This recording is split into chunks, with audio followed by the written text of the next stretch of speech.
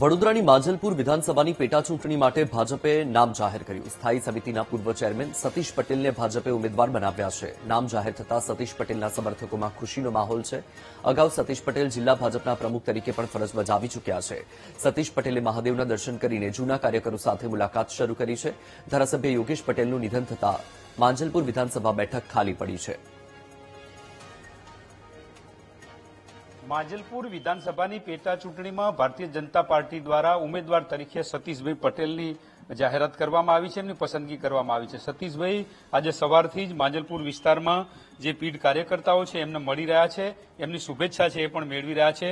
સતીશભાઈ સાથે જ વાત કરું શું કહી રહ્યા છે, કારણ કે જે રીતે માંજલપુર બેઠક ઉપર એમની પસંદગી કરવામાં આવી છે। સતીશભાઈ શું કહો છો, જે રીતે ભારતીય જનતા પાર્ટીએ કાલ નામ જાહેર કર્યું આપનું વિધાનસભા માંજલપુર બેઠક માટે?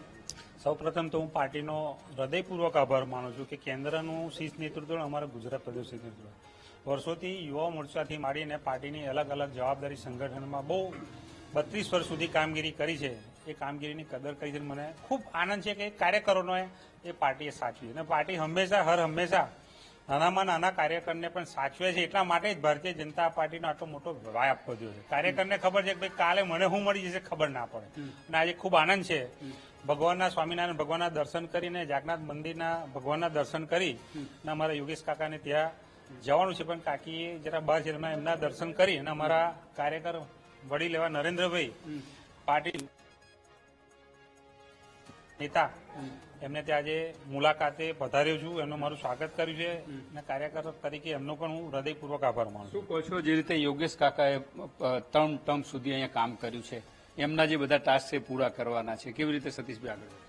ભારતીય જનતા પાર્ટીમાં કેવી રીતે પૂરું કરવાનું પૂરું થઈ જતું હોય છે। મોદી સાહેબ જે કામનું ખાતમુહૂર્ત કરે છે એનું ઉદઘાટન પણ એ જ કરે છે, અને આ વિસ્તારમાં પણ અમારા કાકાના જે કામો અધૂરા છે તે પૂરા કરીશું, અને એના કરતાં પણ એમના જે વિચારેલા કામો છે, સ્વપ્નોમાં એમને જે વિચાર્યું હતું કાકા એને પણ અમે પૂરા કરવાના પ્રયત્ન કરીશું, અને એમાં અમારા કાર્યકરો ખભે ખભા મિલાવીને અમારી સાથે છે। 2 દિવસ પહેલા સેન્સ લીધી, કાલ સાંજે સતીશભાઈને ખબર હતી કે નામ જાહેર થવાનું? ભારતીય જનતા પાર્ટીમાં કોઈ ખબર ના આવે, કોઈ બોલે તો બી સાંભળવું બી નહીં।